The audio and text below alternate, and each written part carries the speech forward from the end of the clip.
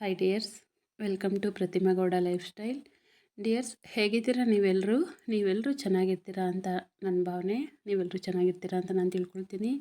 ನಿನ್ನೆ ಹಾಕಿದ್ದ ವೀಡಿಯೋನೇ ಈಗ ಕಂಟಿನ್ಯೂ ಮಾಡ್ತಾಯಿದ್ದೀನಿ. ಅಡುಗೆ ಮನೆ ವುಡ್ ವರ್ಕ್ ಕೆಲಸ ಮತ್ತು ಗ್ಲಾಸ್ ಸ್ವಲ್ಪ ಎಕ್ಸ್ಟ್ರಾ ಫಿಟ್ಟಿಂಗ್ ಕೆಲಸ ಮಾಡಿಸ್ಕೋಣ ಅಂತ ಅಂದ್ಕೊಂಡಿದ್ನಲ್ಲ, ಆ ಕೆಲಸನೂ ಕೂಡ ಕಂಪ್ಲೀಟ್ ಆಯಿತು. ಒಂದೇ ಸಾರಿ ಡೀಪ್ ಕ್ಲೀನ್ ಮಾಡಿಬಿಡೋಣ ಕಿಚನ್ನ ಅಂತ ಹೇಳಿ ಕ್ಲೀನ್ ಮಾಡ್ಕೊಳ್ತಾ ಇದ್ದೀನಿ. ಡ್ರಿಲ್ಲೆಲ್ಲ ಮಾಡಿದ್ರಲ್ವ ಗೋಡೆನ, ಅದನ್ನೆಲ್ಲ ಡೆಸ್ಟು ತುಂಬಾ ಬಿದ್ದಿತ್ತು. ಇಲ್ಲಿ ಮೇಲೆಲ್ಲನೂ ತುಂಬ ಗಲೀಜಾಗಿತ್ತು. ಅದನ್ನೆಲ್ಲ ಪೂರ್ತಿ ಕ್ಲೀನ್ ಮಾಡೋಣ ಅಂತ ಹೇಳಿ ಅಮ್ಮನ ಮೇಲತ್ತಿಸಿದ್ದೀನಿ. ಮೇಲತ್ತಿ ಅದನ್ನೆಲ್ಲ ಕಸ ಹೊಡೆದು ನೀಟಾಗಿ ಒರೆಸ್ತಾ ಇದ್ದಾಳೆ ಒದ್ದೆ ಬಟ್ಟೆಯಿಂದ. ತುಂಬ ಡಸ್ಟಾಗಿತ್ತು. ಅದಕ್ಕೆ ಒಂದೇ ಸಾರಿ ಮಾಡ್ಕೊಬಿಡೋಣ ಹಬ್ಬಕ್ಕೆ ಅಂತ ಹೇಳಿ ಫಸ್ಟು ಕಬೋರ್ಡಿಂದನೇ ಸ್ಟಾರ್ಟ್ ಮಾಡೋಣ ಅಂತ ಹೇಳಿ ಕಬೋರ್ಡ್ನ ಕ್ಲೀನ್ ಮಾಡ್ಕೊಳ್ತಾ ಇದ್ದೀನಿ. ಇಲ್ಲಿಗೆ ಕಬೋರ್ಡ್ ಕ್ಲೀನು ಕೂಡ ಕಂಪ್ಲೀಟ್ ಆಗ್ತಾ ಬಂತು. ನೀಟಾಗಿ ಕ್ಲೀನ್ ಮಾಡಿದ್ದಾಳೆ ಅಮ್ಮ ಕೂಡ. ಹಾಗೆ ಇಲ್ಲಿದ್ದಂಥ ಪಾತ್ರೆನೆಲ್ಲ ಕೆಳಗಡೆ ಇಳಿಸ್ಕೊಂಡಿದ್ದೀನಿ.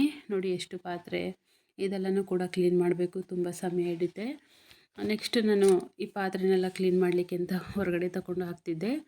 ಆಮೇಲೆ ನಾನು ಬಂದು ವಾಲ್ನೆಲ್ಲ ಕ್ಲೀನ್ ಮಾಡಿಕೊಂಡೆ. ನಾನು ಅಲ್ಲಿ ಗ್ಲಾಸ್ದು ವರ್ಕ್ ಮಾಡಿಸಿದ್ನಲ್ಲ, ಆ ಗ್ಲಾಸೆಲ್ಲ ನಾನು ಕ್ಲೀನ್ ಮಾಡಿಕೊಟ್ಲು. ತುಂಬಾ ಕೆಲಸ ಹಿಡೀತು. ಒಂದೇ ದಿನ ಮಾಡಲಿಕ್ಕಾಗಲ್ಲ, ಯಾಕಂದರೆ ಆದ್ರೂ ಕೂಡ ಮಕ್ಕಳಿದ್ದಿದ್ದರಿಂದ ಇವರು ಕೂಡ ಎಲ್ಪ್ ಮಾಡ್ತಾರೆ ಅಂತ ಹೇಳಿ ಇದು ಸಂಡೇ ಮತ್ತು ಮಂಡೇ 2 ದಿನ ಕೂಡ ಈ ಕೆಲಸನ ಕಂಪ್ಲೀಟ್ ಮಾಡಿಕೊಂಡೆ. ನಾನು ಕೂಡ ಎಲ್ಪ್ ಮಾಡಿಕೊಟ್ಲು, ಅಮ್ಮ ಕೂಡ ಹಾಗೆ ಎಲ್ಪ್ ಮಾಡಿಕೊಟ್ಲು. ಹೆಣ್ಮಕ್ಳಿದ್ರೆ ಮನೆಯಲ್ಲಿ ಅಮ್ಮಂದಿರಿಗೆ ಸ್ವಲ್ಪ ಕೆಲಸ ಸುಲಭ ಆಗುತ್ತೆ. ಗಂಡು ಮಕ್ಕಳು ಕೂಡ ಇಷ್ಟು ಕೆಲಸ ಮಾಡಿಕೊಡ್ತಾರೆ, ಅವರು ಈ ರೀತಿಯಾಗಿ ಮಾಡಿಕೊಡಲ್ಲ. ನನಗಂತೂ ತುಂಬ ಖುಷಿಯಾಯಿತು ಮಕ್ಕಳು ಕೆಲಸ ಮಾಡಿದ್ದು ನೋಡಿ. ಮತ್ತು ಗ್ಲಾಸ್ ಕ್ಲೀನೆಲ್ಲ ಮಾಡಿದ್ದು ಮುಗಿಸಿದ ನಂತರ ಸೆಲ್ಫು ಕೂಡ ಎಲ್ಲ ಕೆಳಗಡೆ ಎಲ್ಲ ನೀಟಾಗಿ ಕ್ಲೀನ್ ಮಾಡಿಕೊಂಡೆ. ಅಲ್ಲಿದ್ದಂಥ ಪಾತ್ರೆನ ಹೊರಗಡೆ ಹಾಕಿ ನೋಡಿ ಈ ರೀತಿಯಾಗೆಲ್ಲ ಪೂರ್ತಿ ಡೀಪ್ ಕ್ಲೀನ್ ಮಾಡಿದ್ದೀನಿ. ಮೇಲ್ಗಡೆ ಡಬ್ಬ ಎಲ್ಲ ಕೂಡ ಇದೆಲ್ಲ ಕ್ಲೀನ್ ಮಾಡಿದ ನಂತರ ಮೇಲಿರೋ ಇಡಬೇಕಾಗಿರೋಂಥ ಪಾತ್ರೆಗಳನ್ನೆಲ್ಲ ಮೊದಲಿಗೆ ಡಬ್ಬ ಪಾತ್ರೆ ಎಲ್ಲ ತೊಳೆದು ಮೇಲೆ ಇಟ್ಕೊಬಿಟ್ಟೆ. ಆಮೇಲೆ ಇಲ್ಲಿ ಸ್ವಲ್ಪ ಜಾಗ ಖಾಲಿ ಮಾಡಿಕೊಂಡೆ. ಇಲ್ಲಿರೋ ಪಾತ್ರೆ ಎಲ್ಲ ಆಚೆ ಹಾಕಿದ್ದೆ. ಇವಾಗ ಇಲ್ಲಿಗೆ ಮ್ಯಾಟ್ ತರಿಸ್ಕೊಂಡಿದ್ದೆ ನಾನು. ಆ ಮ್ಯಾಟ್ನ ಕೂಡ ಇಲ್ಲಿ ಹಾಕ್ಕೊಳ್ತಾ ಇದ್ದೀನಿ. ಮತ್ತು ಇದೆಲ್ಲ ಸ್ವಲ್ಪ ಡಸ್ಟ್ ಆಗಿಬಿಟ್ಟಿತ್ತು, ಇದನ್ನು ಕೂಡ ಎಲ್ಲ ಕ್ಲೀನ್ ಮಾಡ್ಕೊಳ್ತಾ ಇದ್ದೀನಿ. ಕ್ಲೀನ್ ಮಾಡಿ ಮೊದಲು ಹಾಕಿದಂಥ ಪೇಪರ್ನ ತೆಗೆದು ಈಗ ಹೊಸದಾಗಿ ಪೇಪರ್ನ ಹಾಕ್ಕೊಳ್ತಾ ಇದ್ದೀನಿ. ಪೇಪರ್ ಹಾಕೋದ್ರ ಬದಲಾಗಿ ಫ್ರಿಜ್ಗೆ ಅಂತ ಹೇಳಿ ಮ್ಯಾಟ್ ತರಿಸಿದ್ದೆ. ಈ ಮ್ಯಾಟ್ನ ಹಾಕ್ಕೊಳ್ಳೋಣ ಅಂತ ಹೇಳಿ ಇದನ್ನೇ ಹಾಕೋಬಿಡೋಣ, ಕಟ್ ಮಾಡಿ ಎಕ್ಸ್ಟ್ರಾ ಉಳಿದಿದೆ ಅಂತ ಹೇಳಿ ಇದನ್ನು ಕೂಡ ಕಟ್ ಮಾಡಿ ಅಲ್ಲಿಗೆ ಹಾಕ್ಕೊಂಡೆ. ಅದು ಕರೆಕ್ಟಾಗಿ ಆಯಿತು, ಇನ್ನೂ ಚೆನ್ನಾಗಿ ಕಾಣಿಸ್ತಾ ಇತ್ತು. ಮತ್ತು ಇದು ಕೂಡ ಎಲ್ಲ ತುಂಬ ಡಸ್ಟಾಗಿತ್ತು. ಇದನ್ನೆಲ್ಲ ಕ್ಲೀನ್ ಮಾಡಿಕೊಂಡೆ. ಮಿಕ್ಸಿ ಇಡಲಿಕ್ಕೆ ಅಂತ ಹೇಳಿ ಅಮೆಝಾನಿಂದ ಇದನ್ನೆಲ್ಲ ತರಿಸ್ಕೊಂಡಿದ್ದೆ. ಇದನ್ನು ವೀಡಿಯೋ ಮಾಡಿ ಹಾಕೋಣ ಅಂತ, ಕಿಚನ್ದು ಟೂರ್ ಮಾಡೋಣ ಅಂತ ಹೇಳಿ ತರಿಸ್ಕೊಂಡಿದ್ದೆ. ಮೊದಲೇ ಇಟ್ಟಿದ್ದೆ, ಬಟ್ ಮಾಡಿರಲಿಲ್ಲ ಅದನ್ನು. ಅದಕ್ಕೆ ಈಗ ಒಂದೇ ಸಾರಿ ಮಾಡಿಬಿಡೋಣ ಅಂತ ಹೇಳಿ ಮಾಡ್ಕೊಳ್ತಾ ಇದ್ದೀನಿ. ಈ ರೀತಿಯಾಗಿ ಅಡುಗೆ ಮನೆನ ಆಲ್ಟರ್ನೇಟ್ ಮಾಡ್ಕೊಳ್ತಾ ಇದ್ದೀನಿ. ಚೆನ್ನಾಗಿ ಕಾಣಿಸ್ತಾ ಇತ್ತು, ನನಗೆ ಒಂಥರ ಖುಷಿ ಆಗ್ತಾಯಿತ್ತು ಅದನ್ನೆಲ್ಲ ನೋಡಿದ್ರೆ. ಮಧ್ಯೆ ಮ್ಯಾಗಿ ಬೇರೆ ಅಲ್ಲಿ ಕಿಟಕಿನಲ್ಲಿ ಜಾಗ ಇದೆ ಅಂತ ಹೋಗಿ ಬಂದು ಸ್ವಲ್ಪ ಡಿಸ್ಟರ್ಬ್ ಮಾಡ್ತಾಯಿತ್ತು. ಹಾಗೆ ಆಯಿಲ್ ಬಾಟಲ್ನೆಲ್ಲ ಕೂಡ ಚೆನ್ನಾಗಿ ತೊಳ್ಕೊಂಡು ಅದನ್ನು ಕೂಡ ಒರೆಸಿ ಎತ್ತಿಟ್ಕೊಂಡೆ. ಇದೆಲ್ಲ ಕ್ಲೀನ್ ಮಾಡಿದ್ಮೇಲೆ ಅಡುಗೆ ಮನೆ ನೋಡಲಿಕ್ಕೆ ನನಗಂತೂ ತುಂಬಾ ಖುಷಿ ಆಯ್ತಾಯಿತ್ತು. ಮತ್ತು ಕೆಳಗಡೆ ಇದು ಓವೆನ್ನ ಕೆಳಗಡೆ ಇಟ್ಬಿಟ್ಟಿದ್ದೆ, ಯೂಸ್ ಮಾಡೋದು ಬೇಡ ಅಂತ ಹೇಳಿ. ಫಸ್ಟು ಮೇಲಿಟ್ಟಿದ್ದೆ, ಆಮೇಲೆ ಕೇಕ್ ಮಾಡೋಣ ಅಂತ ಹೇಳಿ ಮತ್ತೆ ಅದನ್ನು ಯೂಸ್ ಮಾಡಿಕೊಂಡೆ. ಕೇಕ್ ಮಾಡಿ ಮತ್ತು ಅದನ್ನು ಕೆಳಗಡೆ ಮೇಲಿಡೋದು ಬೇಡ, ಪದೇ ಎತ್ತಕ್ಕಾಗಲ್ಲ ಅಂತ ಹೇಳಿ ಇಲ್ಲೇ ಕೆಳಗಡೆ ಇಟ್ಕೊಬಿಡೋಣ ಕಬೋರ್ಡಲ್ಲಿ ಅಂತ ಹೇಳಿ ಈ ಕಬೋರ್ಡಲ್ಲಿ ಇಟ್ಕೊಂಡಿದ್ದೆ.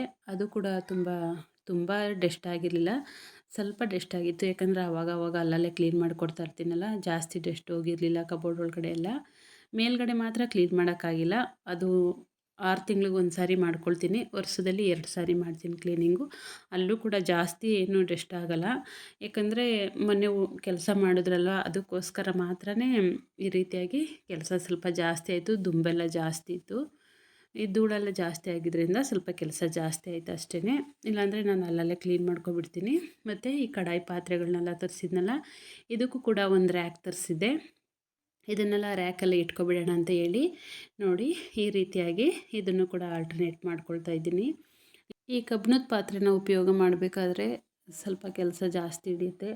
ಇದನ್ನ ಯೂಸ್ ಮಾಡಿದ ನಂತರ ಮತ್ತೆ ಅದನ್ನು ತೊಳೆದು ಸ್ವಲ್ಪ ಬಿಸಿಲಲ್ಲಿಟ್ಟು ನೀರಿನೆಲ್ಲ ಡ್ರೈ ಮಾಡಿ ಸ್ವಲ್ಪ ಆಯಿಲ್ ಹಾಕಿ ಅದಕ್ಕೆಲ್ಲ ಪೂರ್ತಿಯಾಗಿ ಆಯಿಲ್ ಆಗೋ ಥರ ಪಾತ್ರೆ ಪೂರ್ತಿ ಆಯಿಲ್ನ ಸವರ್ಬಿಟ್ಟು ಎತ್ತಿಟ್ಕೊಂಡ್ರೆ ಚೆನ್ನಾಗಿ ಬಾಳಿಕೆ ಬರುತ್ತೆ. ತುಕ್ಕಿಡಿಯೋ ಥರ ಆಗೋಲ್ಲ, ಚೆನ್ನಾಗಿರುತ್ತೆ. ಹಾಗೆ ಕೆಳಗಡೆ ಇಲ್ಲಿ ರ್ಯಾಕ್ಗಳನ್ನ ಕ್ಲೀನ್ ಮಾಡೋಣ ಅಂತ ಹೇಳಿ ಭಯ್ಯ ಹಾಗೆ ಬೆಡ್ರೂಮಲ್ಲೆಲ್ಲ ಕೆಲಸ ಮಾಡ್ತಿದ್ರಲ್ಲ ವುಡ್ ವರ್ಕು, ಅವ್ರನ್ನ ಕರೆದು ಇದನ್ನು ಓಪನ್ ಮಾಡಿಸ್ಕೊಂಡೆ.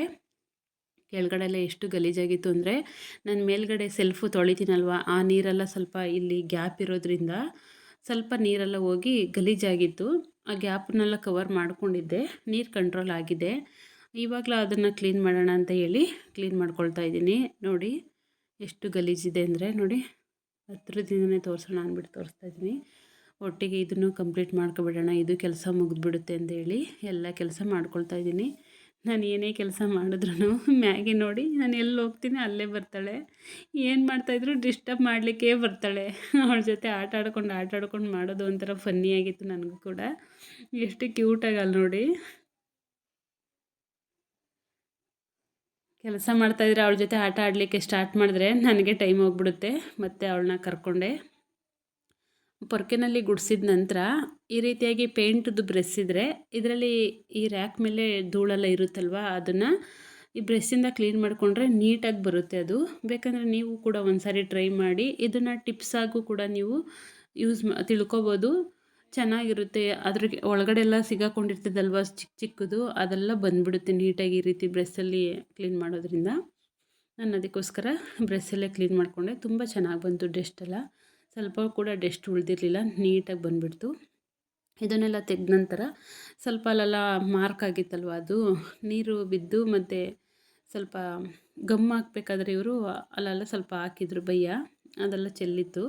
ಅದನ್ನೆಲ್ಲ ಸ್ವಲ್ಪ ಟಿನ್ನರ್ ಯೂಸ್ ಮಾಡಿಕೊಂಡು ಕ್ಲೀನ್ ಮಾಡೋಣ ಅಂತ ಹೇಳಿ ಟಿನ್ನರ್ ಯೂಸ್ ಮಾಡಿಕೊಂಡು ಕ್ಲೀನ್ ಮಾಡ್ತಾಯಿದ್ದೀನಿ. ಅಷ್ಟರಲ್ಲಿ ಭಯ್ಯ ಕೂಗಿದ್ರು. ನೋಡಿ ಇಲ್ಲಿ ಸ್ವಲ್ಪ ಇಲ್ಲಿ ಟೇಪ್ ಹಾಕಿದ್ದಾರಲ್ಲ, ಇಲ್ಲಿ ಕಾಣಿಸ್ತಾ ಇದ್ದಿಲ್ಲ, ಇದೆಲ್ಲ ಕೆಲಸ ಆಗೇ ಬಿಟ್ಟಿತ್ತು. ನೋಡಿ ಡೋರ್ ಹತ್ರ, ಇಲ್ಲಿ ಡ್ರೆಸ್ಸಿಂಗ್ ಟೇಬಲಲ್ಲೂ ಕೂಡ ಇಲ್ಲೆಲ್ಲ ಕಾಣಿಸ್ತಾ ಇದ್ದಿಲ್ಲ, ಇದಕ್ಕೆಲ್ಲ ಟೇಪ್ ಹಾಕ್ಕೊಟ್ರು. ಕೆಲಸ ಇದೆಲ್ಲ ಪೆಂಡಿಂಗ್ ಆಗೇ ಉಳಿಸಿದ್ರು ಅವರು, ಅದನ್ನು ಮಾಡ್ತಾಯಿದ್ರು. ಮತ್ತು ಟೇಪು ಕೂಡ ವೈಟ್ ಹಾಕ್ಲಾ ಅಂತ ಕೇಳಿದ್ರು. ಇಲ್ಲ ಬ್ಲ್ಯಾಕ್ ಹಾಕಿದ್ದೀರಾ, ವೈಟ್ ಹಾಕಿದ್ರೆ ಚೆನ್ನಾಗಿರಲ್ಲ, ಬ್ಲ್ಯಾಕೇ ಹಾಕಿ ಟಾಪಲ್ಲ, ಈ ಒಳಗಡೆ ಮಾತ್ರ ಡ್ರೆಸ್ಸಿಂಗ್ ಟೇಬಲ್ಗೆ ಏನಿದೆಯೋ ಇಲ್ಲಿ ವೈಟ್ ಹಾಕಿ ಅಂತ ಹೇಳಿದೆ ಅವ್ರಿಗೆ. ನಾನು ಹೇಳಿದ ಪ್ರಕಾರನೇ ಅವರು ವೈಟ್ ಹಾಕಿದ್ರು. ಇದಕ್ಕೆಲ್ಲ ಬ್ಲ್ಯಾಕೇ ಹಾಕ್ಕೊಟ್ರು. ಚೆನ್ನಾಗಿ ಮಾಡ್ತಾರೆ ಕೆಲಸ ಅಂತೂ, ಚೆನ್ನಾಗಿ ಮಾಡ್ತಾರೆ ಭಯ್ಯ. ಇವ್ರ ಕಾಂಟ್ಯಾಕ್ಟ್ ನಂಬರ್ ಬೇಕಾದರೆ ನಾನು ಈ ವಿಡಿಯೋದಲ್ಲಿ ಹಾಕಿರ್ತೀನಿ, ನೀವು ಬೇಕಂದರೆ ನೋಡ್ಕೊಂಡು ಚೆಕ್ ಮಾಡ್ಕೊಳ್ಳಿ.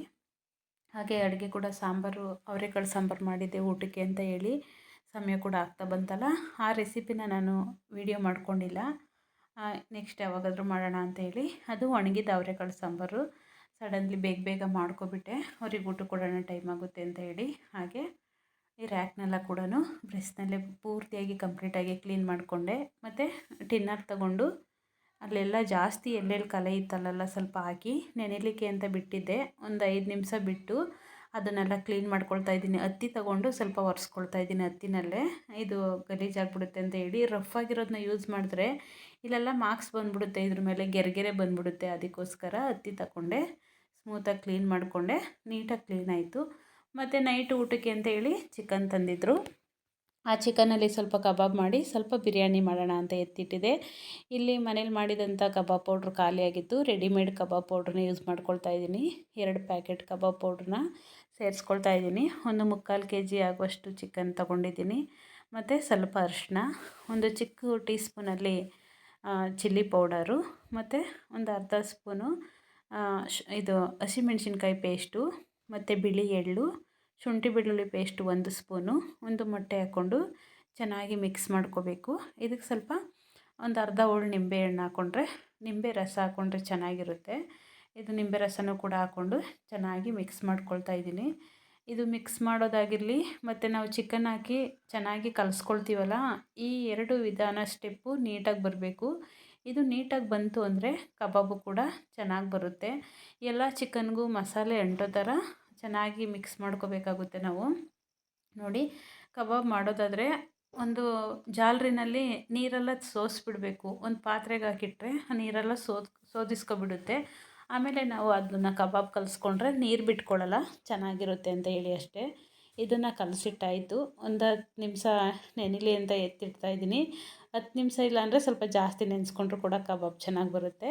ಮತ್ತು ಬಿರಿಯಾನಿಗೆ ರೆಡಿ ಮಾಡೋಣ ಅಂತ ಹೇಳಿ, ಮಸಾಲೆಗೆ ಅಂತ ಹೇಳಿ ಬಿರಿಯಾನಿ ಮಾಡುವಂಥ ಪಾತ್ರೆಗೆ ಸ್ವಲ್ಪ ಎಣ್ಣೆ ಹಾಕಿ, ಹಸಿಮೆಣ್ಸಿನ್ಕಾಯಿ, 1-2 ಏಲಕ್ಕಿ, ಸ್ವಲ್ಪ ಸೋಂಪು, ಮತ್ತು ಕೊತ್ತಂಬರಿ ಸೊಪ್ಪು, ಪುದೀನ ಸೊಪ್ಪು, ಮೆಂತ್ಯ ಸೊಪ್ಪು, ಪಾಲಕ್ ಸೊಪ್ಪು, ಇಲ್ಲಿ 4 ಸೊಪ್ಪನ್ನು ಯೂಸ್ ಮಾಡಿದ್ದೀನಿ. ಸ್ವಲ್ಪ ಸ್ವಲ್ಪನೇ ನನ್ನ ಕೈಲಿ ಒಂದೊಂದು ಮುಷ್ಟಿ ಆಗೋಷ್ಟು 4 ಸೊಪ್ಪನ್ನು ಯೂಸ್ ಮಾಡಿಕೊಂಡು ಫ್ರೈ ಮಾಡ್ಕೊಳ್ತಾ ಇದ್ದೀನಿ ಎಣ್ಣೆನಲ್ಲೇ.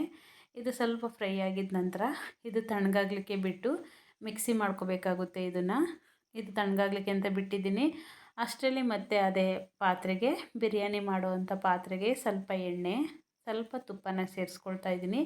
ಇದಕ್ಕೆ ಹೋಲ್ಸೇಲ್ ಮಸಾಲೆಗಳು ಚಕ್ಕೆ, ಲವಂಗ, ಏಲಕ್ಕಿ, ಪಲಾವ್ ಎಲೆ, ಸ್ಟಾರು ಮತ್ತು ಕಪ್ಪು ಏಲಕ್ಕಿ ಎಲ್ಲನೂ ತಗೊಂಡಿದ್ದೀನಿ. ನೋಡ್ತಾ ಇರ್ಬೋದು ಏನೆಲ್ಲ ನಾನು ಮಸಾಲೆಗಳನ್ನ ಹಾಕ್ತಾಯಿದ್ದೀನಿ ಅಂತ ಹೇಳಿ.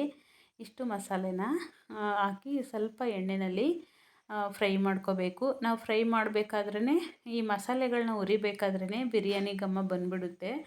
ಆಗಲೇ ಇದ್ರ ರುಚಿ ನಮಗೆ ಗೊತ್ತಾಗುತ್ತೆ. ಆ ಘಮ ಬರೋದ್ರಿಂದ ಅದೆಲ್ಲ ಸ್ವಲ್ಪ ಗಟ್ಟಿ ಇರೋದನ್ನೆಲ್ಲ ಸ್ವಲ್ಪ ಫಸ್ಟ್ ಹಾಕಿ, ಆಮೇಲೆ ನಾವು ಸ್ವಲ್ಪ ಸೋಂಪು, ಕಲ್ಲುವು ಈ ಥರದನ್ನೆಲ್ಲ ಲಾಸ್ಟಲ್ಲಿ ಹಾಕೋಬೇಕು. ಬೇಗ ಹಾಕಿದ್ರೆ ಅದು ಸೀದೋಗ್ಬಿಡುತ್ತೆ ಅಂತ ಹೇಳಿ ಅಷ್ಟೇ. ಅದೆಲ್ಲ ಫ್ರೈ ಆಗಿದ ನಂತರ ಒಂದು 3 ಈರುಳ್ಳಿನ ಸೇರಿಸ್ಕೊಳ್ತಾ ಇದ್ದೀನಿ. ಈರುಳ್ಳಿ ಫ್ರೈ ಆಗಲಿ ಅಂತ ಬಿಟ್ಟು ಮಸಾಲೆ ರುಬ್ಕೊಂಡು ಈರುಳ್ಳಿ ಫ್ರೈ ಆಗೋದ್ರಲ್ಲಿ ಸ್ವಲ್ಪ ಸಮಯ ಹಿಡಿಯುತ್ತೆ ಈರುಳ್ಳಿ ಫ್ರೈ ಆಗಲಿಕ್ಕೆ. ಈರುಳ್ಳಿನ ಕೂಡ ಚೆನ್ನಾಗಿ ಫ್ರೈ ಮಾಡ್ಕೋಬೇಕು. ಚೆನ್ನಾಗಿ ಫ್ರೈ ಮಾಡಿಕೊಂಡ್ರೆ ಅನ್ನ ಮೆತ್ತಗಾಗಲ್ಲ. ಫ್ರೈ ಮಾಡಲಿಲ್ಲ ಅಂದರೆ ರೈಸ್ ಸ್ವಲ್ಪ ಮೆತ್ತೆ ಬಂದುಬಿಡುತ್ತೆ. ನಾವೇನಾರ ನೈಟ್ ಮಾಡಿದ್ದು ಬೆಳಗ್ಗೆ ಇಟ್ಟರೆ, ಇವಾಗ ಚಳಿಗಾಲ ಏನೂ ಆಗೋಲ್ಲ. ಅದನ್ನು ಪೇಸ್ಟ್ ಮಾಡಿದ ನಂತರ ಸ್ವಲ್ಪ ಶುಂಠಿ ಬೆಳ್ಳುಳ್ಳಿ ಪೇಸ್ಟನ್ನ ಕೂಡ ಸೇರಿಸ್ಕೊಳ್ತಾ ಇದ್ದೀನಿ. ಶುಂಠಿ ಬೆಳ್ಳುಳ್ಳಿ ಪೇಸ್ಟು, ಕರಿಬೇವಿನ ಸೊಪ್ಪು ಹಾಕಿ ಚೆನ್ನಾಗಿ ಬಾಡಿಸ್ಕೊಂಡು, ಇವಾಗ ನಾನು ಪೇಸ್ಟ್ ಮಾಡಿದ್ನಲ್ಲ ಸೊಪ್ಪು, ಅದನ್ನು ಕೂಡ ಸೇರಿಸ್ಕೊಂಡು ಚೆನ್ನಾಗಿ ಮಿಕ್ಸ್ ಮಾಡ್ಕೊಳ್ತಾ ಇದ್ದೀನಿ. 2 ಟೊಮೊಟೊ ಕೂಡ ಸೇರಿಸ್ಕೊಂಡಿದ್ದೀನಿ. ಟೊಮೊಟೊ ಹಾಕಿದ ನಂತರ ಸ್ವಲ್ಪ ಅರಿಶಿನ ಮತ್ತು ಸ್ವಲ್ಪ ಉಪ್ಪು ಹಾಕ್ಕೊಳ್ತೀನಿ. ಮತ್ತು ಉಪ್ಪು ಹಾಕ್ತೀನಿ. ಇವಾಗ ಸ್ವಲ್ಪ ಹಾಕಿದ್ದೀನಿ. ಇದಕ್ಕೆ 1 ಸ್ಪೂನ್ ಚಿಲ್ಲಿ ಪೌಡ್ರು, 1 ಸ್ಪೂನ್ ಗರಂ ಮಸಾಲಾನ ಸೇರಿಸ್ಕೊಂಡು ಚೆನ್ನಾಗಿ ಮಿಕ್ಸ್ ಮಾಡ್ಕೊಂಡು ಬೇಯಿಸ್ಕೊಂಡಿದ್ದೀನಿ. ಆಮೇಲೆ ಅದು ಮಸಾಲೆ ಬೆಂದ ನಂತರ ಇದಕ್ಕೆ ಚಿಕನ್ನ ಸೇರಿಸ್ಕೊಳ್ತಾ ಇದ್ದೀನಿ. ಚಿಕನ್ನ ಸೇರಿಸ್ಕೊಂಡು ಚೆನ್ನಾಗಿ ಮಿಕ್ಸ್ ಮಾಡ್ಕೋಬೇಕು. ಮಸಾಲೆ ಎಲ್ಲ ಚಿಕನ್ಗೆ ಹೊಂದ್ಕೊಳ್ಳೋ ಥರ ಮಿಕ್ಸ್ ಮಾಡಿಕೊಂಡು, ಇದು ಕೆನೆ ತೆಗೆದಿಟ್ಟಿದ್ದೆ ಮೊಸರುದು, ಆ ಮೊಸರಿನ ಕೆನೆನ ಕೂಡ ಸೇರಿಸ್ಕೊಳ್ತಾ ಇದ್ದೀನಿ. ಸ್ವಲ್ಪ ಮೊಸರು, ಸ್ವಲ್ಪ ಕೆನೆ 2 ಮಿಕ್ಸ್ ಇದೆ. ಪೂರ್ತಿ ಕೆನೆನೇ ಇಲ್ಲ ಇದು, 2 ಕೂಡ ಮಿಕ್ಸ್ ಇದೆ. ಈ ರೀತಿ ಮೊಸರು ಹಾಕೋದ್ರಿಂದ ಚಿಕನ್ನು ಸಾಫ್ಟ್ ಆಗುತ್ತೆ, ನಾರು ಬರಲ್ಲ, ಚೆನ್ನಾಗಿರುತ್ತೆ. ಇದು ಬೇಯಲಿಕ್ಕೆ ಅಂತ ಸ್ವಲ್ಪ ಬಿಟ್ಟೆ. 1-2 ಕುದಿ ಬಂದು ಮಸಾಲೆ ಜೊತೆಗೆ ಸ್ವಲ್ಪ ಕುದಿ ಬಂದ ತಕ್ಷಣ ನೋಡಿ ಈ ರೀತಿ ಆದಮೇಲೆ ಇದಕ್ಕೆ ಅಕ್ಕಿ ತೊಳೆದು ಸೇರಿಸ್ಕೊಳ್ತಾ ಇದ್ದೀನಿ. ಇಲ್ಲಿ 3 ಲೋಟ ಅಕ್ಕಿ ತಗೊಂಡಿದ್ದೀನಿ ನಾನು. ಅಕ್ಕಿ ಸೇರಿಸ್ಕೊಂಡು ಆ ಮಸಾಲೆ ಜೊತೆಗೆ ಮಿಕ್ಸ್ ಮಾಡ್ಕೋಬೇಕು ಚೆನ್ನಾಗಿ. ಮಸಾಲೆ ಮತ್ತು ಅಕ್ಕಿನ 2 ಕೂಡ ಚೆನ್ನಾಗಿ ಮಿಕ್ಸ್ ಮಾಡಿಕೊಂಡು, ಇದಕ್ಕೆ ನಾವು ಅಕ್ಕಿ ಯಾವ ಲೋಟದಲ್ಲಿ ತಗೊಳ್ತೀವಿ, ಇಲ್ಲಾಂದರೆ ನಾವು ಕಪ್ಪಲ್ಲಿ, ಬೌಲಲ್ಲಿ ಯಾವುದ್ರಲ್ಲಿ ತಗೊಳ್ತೀವೋ ಅದರಲ್ಲೇ ಡಬಲ್ ಕ್ವಾಂಟಿಟಿಯಾಗಿ ನೀರು ಸೇರಿಸ್ಕೋಬೇಕಷ್ಟೇ. ನೀರು ಸೇರಿಸಿದಾದ್ಮೇಲೆ ರೈಸೆಲ್ಲ ಪೂರ್ತಿ ಕುದಿ ಬರಬೇಕು. ಚೆನ್ನಾಗಿ ಕುದಿ ಬಂದಮೇಲೆ ಆಮೇಲೆ ಉರಿನ ಕಡಿಮೆ ಮಾಡ್ಕೋಬೇಕು. ನಾವು ಕಡಿಮೆ ಮಾಡಿಕೊಂಡು ಲೋ ಫ್ಲೇಮಲ್ಲೇ ಮೀಡಿಯಮಾಗಿ ಬೇಯಿಸ್ಕೊಳ್ತಾ ಬಂದರೆ ರೈಸ್ ಒಂದೇ ಹದವಾಗಿ ಎಲ್ಲ ಅಕ್ಕಿನೂ ಕೂಡ ಬೆಂದು ಕರೆಕ್ಟಾಗಿ ಬರುತ್ತೆ, ಪರ್ಫೆಕ್ಟಾಗಿ ಬಿರಿಯಾನಿ. ಒಂದು ಸಾರಿ ಈ ರೀತಿಯಾಗಿ ನೀವು ಟ್ರೈ ಮಾಡಿ ನೋಡಿ. ರೈಸು ಕೂಡ ರೆಡಿ ಆಯಿತು. ರೈಸ್ ರೆಡಿ ಆಗೋದ್ರಲ್ಲಿ ಇಷ್ಟರಲ್ಲಿ ಕಬಾಬು ಕೂಡ ಚೆನ್ನಾಗಿ ನೆಂದಿತ್ತು. ಪರ್ಫೆಕ್ಟಾಗಿತ್ತು ಕಬಾಬು ಕೂಡ ಅಂತ ಹೇಳ್ಬೋದು. ಎಣ್ಣೆ ಕಾಯಲಿಕ್ಕೆ ಇಟ್ಬಿಟ್ಟು ಎಣ್ಣೆ ಕಾದ್ಮೇಲೆ ಎಣ್ಣೆಯಲ್ಲಿ ಕಬಾಬನ್ನ ಬಿಟ್ಕೊಳ್ತಾ ಇದ್ದೀನಿ. ಈ ರೀತಿಯಾಗಿ ಕಬಾಬನ್ನ ಬೇಯಿಸ್ಕೊಂಡ್ರೆ ತುಂಬ ಚೆನ್ನಾಗಿ ಬರುತ್ತೆ. ಕಬಾಬು ಕೂಡ ಕ್ರಿಸ್ಪಿಯಾಗಿರುತ್ತೆ, ಒಳಗಡೆ ಜ್ಯೂಸಿ ಥರ ಇರುತ್ತೆ. ನೀವು ನಾರು ಥರ ಬರಲ್ಲ, ಟ್ರೈ ಮಾಡಿ ನೋಡಿ. ಇದಕ್ಕೆ ಸ್ವಲ್ಪ ಬೇಯಿಸ್ಬೇಕಾದ್ರೆ ಕರಿಬೇವು ಮತ್ತು ಬೆಳ್ಳುಳ್ಳಿನ ಸೇರಿಸ್ಕೊಂಡ್ರೆ ಇನ್ನೂ ಚೆನ್ನಾಗಿರುತ್ತೆ. ನಾನು ಬೆಳ್ಳುಳ್ಳಿ ಹಾಕಲಿಲ್ಲ, ಕರಿಬೇವು ಮಾತ್ರ ಹಾಕಿ ಕಬಾಬ್ ಮಾಡಿಕೊಂಡೆ. ತುಂಬ ಚೆನ್ನಾಗಿ ಬಂದಿತ್ತು. ಊಟ ಎಲ್ಲ ಮುಗಿಸಿ ಮತ್ತು ಸಂಜೆ 5 ಗಂಟೆ ಮೇಲೆ ಬೆಂಗಳೂರಿಗೆ ಹೋಗೋಣ ಅಂತ ಹೋದ್ವಿ. ನಾವು ಹೋಗಿದ್ದು ಶಿವಾಜಿನಗರ ಹೋಗಿದ್ವಿ. ಸ್ವಲ್ಪ ಕ್ರಿಸ್ಮಸ್ಗೆ ಥಿಂಗ್ಸ್ ಬೇಕಾಗಿತ್ತು, ತಗೊಂಡು ಬರೋಣ ಅಂತ ಹೋಗಿದ್ವಿ. ಅಲ್ಲಿ ಹೋದರೆ ನಾವು ಹೋಗಿದ್ದು 5 ಗಂಟೆಗೆ ಹೋಗಿದ್ವಿ. ಲೇಟೇ ಆಯಿತು ನಾವು ಹೋಗೋದ್ರಲ್ಲಿ. ಅದು ಸಂಡೇ ಬೇರೆ, ಪೂರ್ತಿ ರಶ್ ಇತ್ತು. ಇಲ್ಲಂತೂ ತುಂಬ ರೇಟೆಲ್ಲ ಜಾಸ್ತಿ ಇತ್ತು. ಕಡಿಮೆ ಇದೆ ಅಂದ್ಕೊಂಡು ಹೋದ್ವಿ, ರೇಟೆಲ್ಲ ಜಾಸ್ತಿ ಇತ್ತು. ಆದರೆ ಚರ್ಚ್ ಹತ್ರ ಮಾತ್ರ ಅಲ್ಲೊಂದು ರಸ್ತೆ ಬದಿಲಿ ಅಂಗಡಿಗಳು ಹಾಕ್ಕೊಂಡಿರ್ತಾರಲ್ವ, ಅಲ್ಲೆಲ್ಲ ಸ್ವಲ್ಪ ನಮಗೆ ರೇಟ್ ಕಡಿಮೆಯಾಗಿ ಪರವಾಗಿಲ್ಲ ಸಿಕ್ತು. ಎಲ್ಲ ಸ್ವಲ್ಪ ಐಟಮ್ಸ್ ಎಲ್ಲ ತಗೊಂಡು ವಾಪಸ್ ಬಂದ್ವಿ. ಅಲ್ಲಿಂದ ಬರೋಷ್ಟರಲ್ಲಿ ನಾವು 11 ಗಂಟೆಗೆ ಬಿಟ್ವಿ ಮನೆಗೆ. 12:30 ಆಗಿತ್ತು ಮನೆಗೆ ಬಂದಾಗ, ಅಷ್ಟೊತ್ತಿಗೆ ಬಂದ್ವಿ. ಡಿಯರ್ಸ್, ಇದು ಸಂಡೇ ಮತ್ತು ಮಂಡೇ ವಿಡಿಯೋ, 2 ಡೇಸ್ದು ವಿಡಿಯೋ ಆಗಿದೆ. ನೆಕ್ಸ್ಟ್ ವಿಡಿಯೋನ ನಾನು ಶೇರ್ ಮಾಡ್ಕೊಳ್ತೀನಿ. ಅಲ್ಲಿಂದ ಥಿಂಗ್ಸ್ ಎಲ್ಲ ತಂದು ಅದರಿಂದ ಏನೇನೆಲ್ಲ ಮಾಡಿದ್ವಿ ಕ್ರಿಸ್ಮಸ್ಗೆ ಡೆಕೋರೇಟ್ ಅಂತ ಹೇಳಿ. ಈ ವಿಡಿಯೋ ನಿಮಗೆ ಇಷ್ಟ ಆಗಿದರೆ ಒಂದು ಲೈಕ್ ಕೊಡಿ, ಸಬ್ಸ್ಕ್ರೈಬ್ ಮಾಡಿಕೊಂಡು ವಿಡಿಯೋನ ನೋಡಿ, ಮತ್ತು ನನ್ನ ಚಾನಲ್ಗೆ ಸಪೋರ್ಟ್ ಮಾಡಿ ಅಂತ ಕೇಳ್ಕೊಳ್ತೀನಿ. ಇದರಲ್ಲಿ ನಾನೇನಾದರೂ ಬದಲಾವಣೆ ಮಾಡ್ಕೊಳ್ಳೋದಿದ್ದರೆ ಕಮೆಂಟ್ಸ್ ಮೂಲಕ ತಿಳಿಸಿ ಡಿಯರ್ಸ್, ಅದನ್ನು ನಾನು ಬದಲಾವಣೆ ಮಾಡ್ಕೊಳ್ತೀನಿ. ಮತ್ತು ನಾನು ನೆಕ್ಸ್ಟ್ ವಿಡಿಯೋದಲ್ಲಿ ಸಿಗ್ತೀನಿ. By dears.